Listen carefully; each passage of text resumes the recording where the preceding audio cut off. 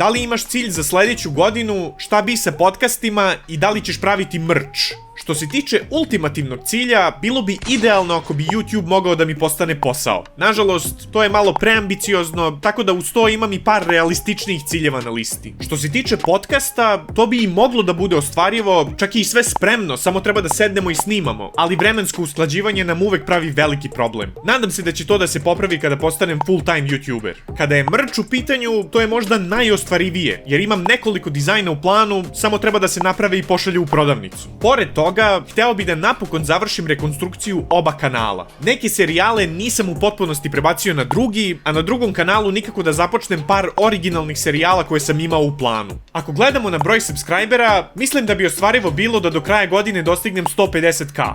Možda 200, ali 150 mi je realističnije. I uz sve to, ne bi bilo loše da dobijem nekog stalnog sponzora, ili makar nekoliko čestih.